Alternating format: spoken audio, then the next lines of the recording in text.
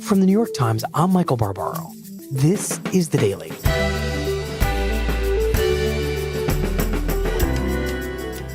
Today, childbirth is killing Black mothers and their babies at staggeringly high rates in the U.S. Why their deaths have everything to do with the lived experience of being a Black woman in America. It's Friday, May 11th. And baby was moving good on the ultrasound and the scan? He's big because can't see his face no more, so you can tell he's big. Is he head down? Yep. Good, yeah. Yep, he's been head down for a while now. So he stay knocking. And you can see him moving up and down in my stomach now, so yeah. he's big. Is that reassuring for you when you see him moving and stuff? Yeah, it makes me happy because I know he's okay. Yeah. So Simone Landrum is a young woman living in New Orleans who was pregnant. So your blood pressure does gradually increase a little bit during pregnancy, and that's normal.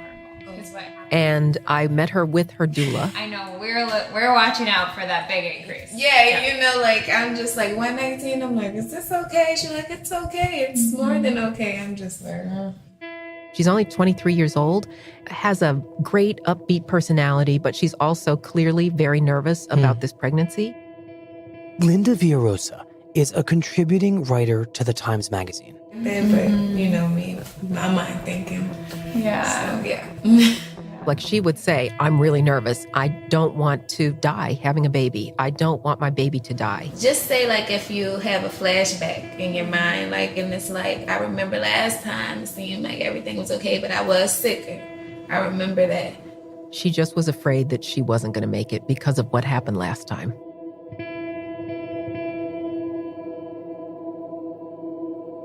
Found out she was a girl on my grandmother's birthday, and that's September the 6th. She calls her grandmother Muma, and Muma had died recently. And I found out that it was a girl on her birthday. Oh, beautiful. Yeah. So she thought it was kind of divine order that she was having a girl. She wanted to teach her daughter how to sing. She loves music. So she had already decided to name her Harmony. And then you have Dylan, who's turning 7. Yes. And what's your other son's name? His name Caden, and Caden. he's 4. Okay. Yes. But then during this pregnancy, she noticed something different. Okay, with that pregnancy, I was sick. And my head used to hurt so bad, like so bad. It was like shocking pains in my head, felt like it hurted. So the headaches were blinding so much that she was working as a waitress and had to leave that job. And so she talked to her doctor about the headaches, and he kept telling her, well, you know, just take some Tylenol. And she complained again, the headaches are quite bad. And he said, just take more Tylenol. And she wasn't comfortable with that, but she wasn't sure what else to do.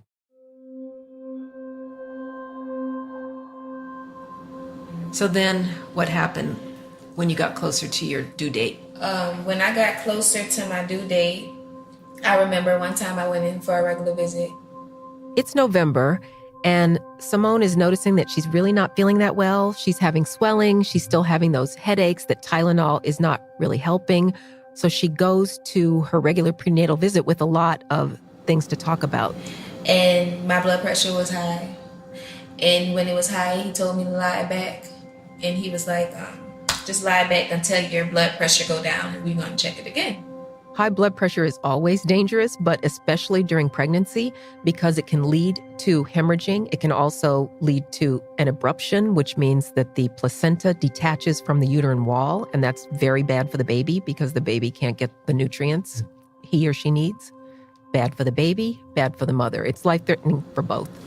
I was just telling him I didn't feel good, and I remember my baby shower being like a day or two after. I think it was the next day. But then he gave me an ultimatum. I was like, my baby shower the next day, and he was going out of town. He had a vacation.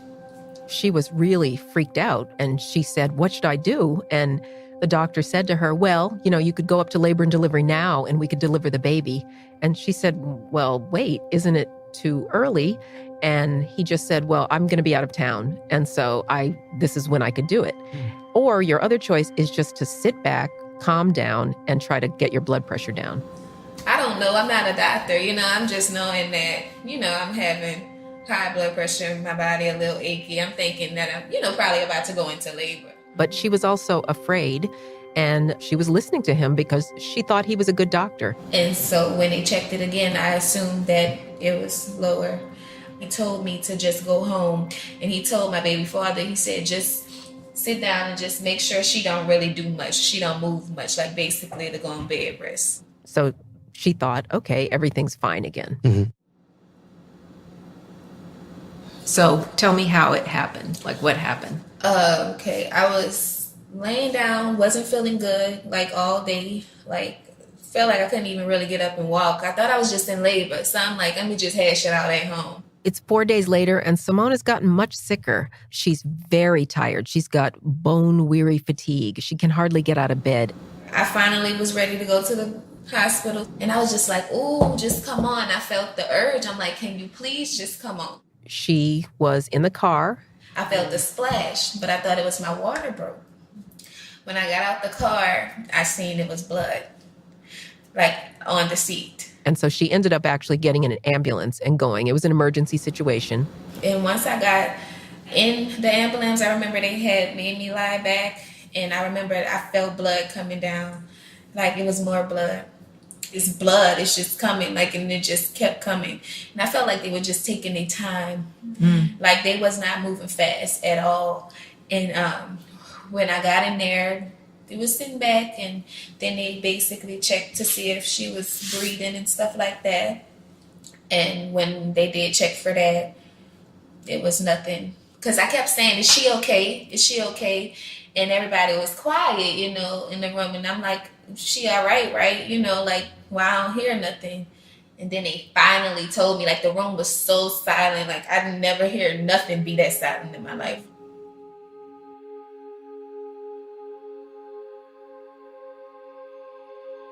And then what was your condition? Like what you probably know now. They told me I had preeclampsia, and it was an abruption, and they had to give me 5 blood packets and platelets. So, yep. Sounds like you almost X'd out. Yeah.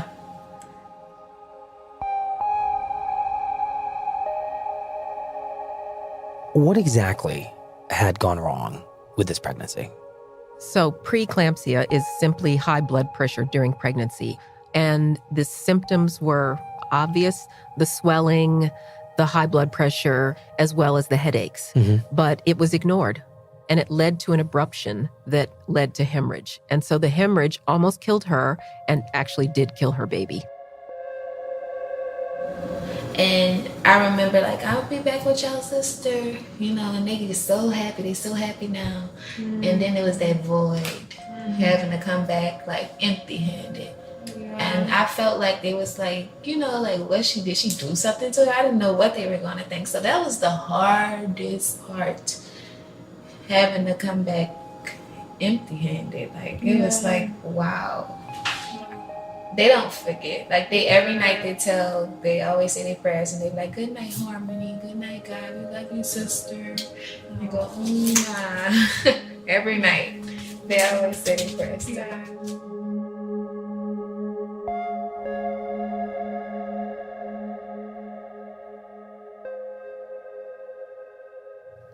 I tend to think of maternal and infant mortality as a problem from an entirely different era. Or I tend to think of these problems as something that afflict countries that have a lot of poverty. I don't think of this happening inside the United States in 2017, 2018. Well, it shouldn't be happening in the United States in 2018. Maternal mortality is a huge problem here in the United States. We are the only developed country where the rate is actually going up. And then at the same time, our infant mortality rate is high. It's 32nd out of the 35 most developed countries, wealthiest countries. So that, again, is odd. And both of these rates are driven by Black women, what's going on with Black women and babies. So a Black woman is 2 to 3 times more likely to die in childbirth or almost die than a white woman. And a Black baby is 2.2 times more likely to die than a white baby. And this racial disparity is actually larger than in 1850 during slavery. It was narrower then when Black women were slaves. And you're saying that the problem of infant and maternal mortality among Black women is so significant that it drives the entire U.S. rate for both up. It drives the rate for both up. And why does this disparity exist? How can we account for this difference? I first heard about this in the 90s.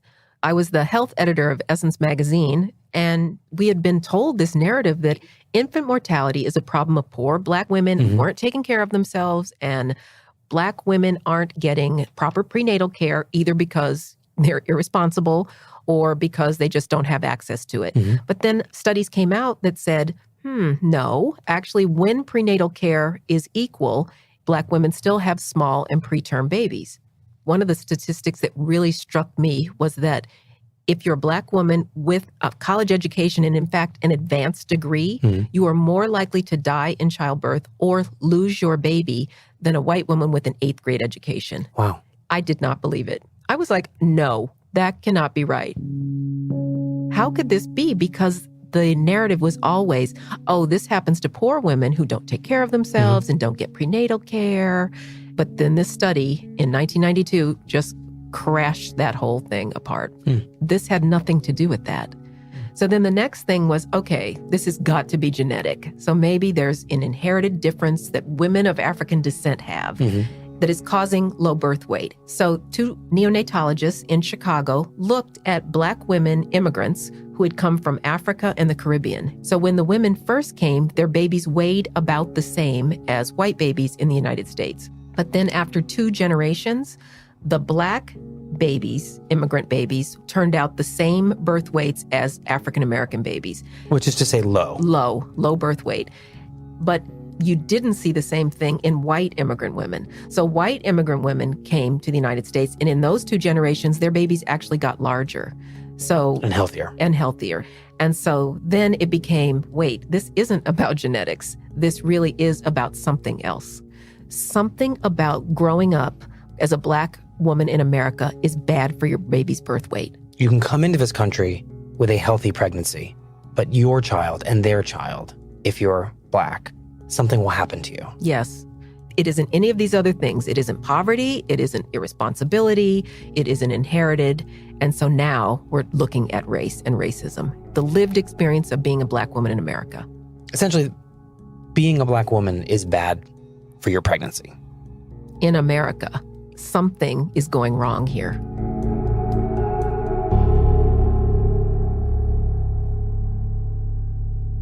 We'll be right back. Are you hiring? Posting your position to job sites and waiting for the right people to see it? ZipRecruiter revolutionized hiring. Their technology finds great candidates for you. It learns what you're looking for, identifies people with the right experience, and invites them to apply to your job. Right now, listeners can try it for free at ZipRecruiter.com/daily. That's ZipRecruiter.com/daily. ZipRecruiter, the smartest way to hire. So I want to understand how this actually plays out in these pregnancies. Race as a force in an expectant mother's experience. Well, it happens in 2 ways. The first is what happens in the healthcare system. There have been study after study after study from in the 90s, more recently, that talk about what happens to you when you walk into a medical facility. Black people are treated differently. There was one study that looked at medical students, and they had ideas about racial differences that were not true. One that struck me was that Black people have much higher pain tolerance than white people, so need less pain management, which is not true. Black people had thicker skin. Again, not true. or the idea that our blood coagulates somehow differently. These are medical professionals who have these assumptions. These are medical students who had these assumptions. And so that is frightening because that's the next generation of doctors. And I think those two studies were very eye-opening for me, at least. So what you're describing is a kind of unconscious, but perhaps conscious, medical racism. Yes. What's the second way that this plays out? The second way race plays out is in some ways more insidious. It's more scary, but something happens to Black women because of our lived experience of being in America. The way it's been looked at by scientists is about a kind of toxic stress. So one of the leading scientists in this area coined the term weathering. And weathering means that the body actually ages in a way that it shouldn't be aging, according to your biological years, because of a kind of toxic stress. And she linked the toxic stress to race in America, racial discrimination. And this word weathering is very evocative because it seems to describe racism as lived day in and day out as a kind of storm that slowly ravages a body. And the body might look normal, it might seem stable and maybe even healthy, but layers of it have been stripped away. That's right. It's the idea that anytime something happens to you that makes you emotional, the systems of your body race up. It's the fight or flight syndrome. It's protective, but if it keeps happening over and over so that your pulse races, your heart beats harder, your systems change and it's constant and it keeps happening over and over and over, it actually weathers your body. It changes your system and it makes you more vulnerable to all kinds of illness. I guess we think of racism as a societal problem, and we think of medicine as a science that kind of hovers above all that. But maybe that separation in our minds is a false one. I think it is very false. And I think that racism and race is baked into every single thing in our society, and medicine is not immune. How have you been doing? On Monday, we talked about getting rid of the things that are stressful. How's that been going? I really do. You've been doing the cleansing breath? Yes. And I think it's I have too. Yeah. I've really been doing it, and I'm like, I really need to do this, and it's working. I feel like it's working, just to breathe. Yeah. I know that I'm trying, not to be anxious, because sometimes I just get anxious, just regular. My heart feel anxious, so. I know that feeling. Yeah. So what happens with Simone and the second pregnancy? So with her second pregnancy, she is very committed to not letting what happened to Harmony happen again.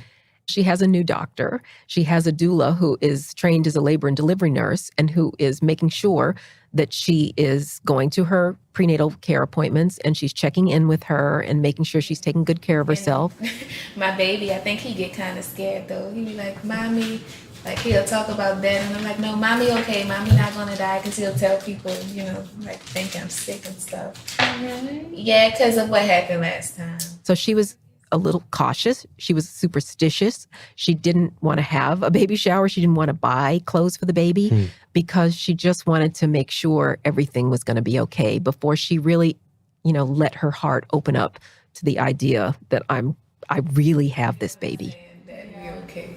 Yeah. So that's the way my mind thinks. You never get, even with anything, you never get too happy about a job. Say if they say they're going to give it to you, you don't really know if they're really going to give it to you all the time. You ever thought about it like that? They say they is, but you can't get too excited about anything. That's just the way my mind be set up. Because it done been times I done got excited about stuff and then it'd be like, dang. Yeah. But I don't think like that this time. I'm trying to, like you said, just keep pushing it. We'll be okay, And so what happens with this birth? So, the doctor said, we're afraid of you having a post-term baby because this baby we thought the baby would be coming earlier, but he wasn't. And so we're kind of nervous. We're thinking that by Thursday, we're going to induce him. So this was Monday. In other words, the pregnancy is running a little bit late. It was a little bit late. So we went to the doctor on Monday, and she was just getting the usual test, just seeing how the baby was. And it seemed like the baby wasn't doing so well. His little heart was going, nee, nee, nee, nee, nee, nee. It didn't look normal on the screen. And so the woman who was reading the monitor said, I need to call your doctor right away. I think we're going to have to take this baby out now. She's having the baby today. So she got in her room and they started giving her the Pitocin, a medication that induces labor. And then about 5 hours in, the pain got pretty bad. So she needed an epidural. So Latona, the doula, and I had to step out of the room. When we came back, Simone was not in a good way. She was very upset. She was clenching her fists. She was very angry. And this epidural, of course, is supposed to make things better. But they gave her an epidural that was more like if you needed a C-section, not just the regular epidural just to alleviate the pain of labor. Too much? It was too much. And so Simone was really angry because she couldn't feel her legs, which is not how it's supposed to be in this kind of epidural. But also, we saw her blood pressure going up, and we saw the baby's heart rate kind of moving all over the place. So Latona, she said, we've got to get Simone calmed down. And so Latona was very smooth. She started massaging her hands, and she started saying, we just need to, something terrible has happened. It wasn't right. And she had the medical personnel come and explain. And actually they said, we're sorry. They had actually given her the wrong dose. They had given her the wrong dose. She was right. So then about 1 a.m., it's time. And so a whole bunch of residents come in. And then this man who I'd never seen before, Simone had never seen before. And he said, oh, I'm Dr. So-and-so. I'm going to deliver your baby. It was like, who is this? Who is this man? So it turns out that Black women are much more likely than white women to meet the provider who's going to deliver their baby for the first time during labor and childbirth. Which is its own form of stress. Which was really stressful, but Simone was way beyond that. She was like, just get this baby out of me. And then finally, Simone was just in the zone and she was pushing, and Latona was at her side saying, push, you can do this, you've got this. And I was even doing it too. Simone pushed the baby out, and the baby came out, and he was very still. So they put the baby on her chest, and I was holding my breath. And Simone said, is he okay? Is everything okay? And then all of a sudden, he lets out this wail, and we knew he was okay. And how did Simone seem in this moment when she's finally holding this newborn? It was everything. I've never seen somebody have so many emotions at once. She was crying, she was gasping, she was happy, she was laughing, everything. It was all this pileup of emotions because she survived, and she has this baby, and she made it. And she named the baby Kingston, and his middle name is Blessed. It's kind of remarkable to understand, after everything that you've told us here, that what we're seeing here, that's simply surviving pregnancy, mother and son, that is a triumph, that is against, in some ways, the odds. Childbirth is supposed to be this wonderful, beautiful, natural experience. But for so many Black women and so many Black babies, it isn't.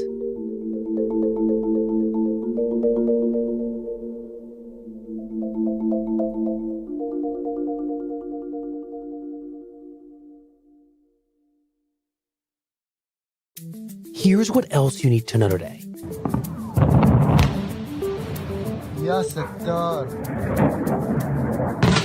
On Thursday, Israeli warplanes struck dozens of suspected Iranian military targets inside of Syria as tensions between Israel and Iran reached new heights.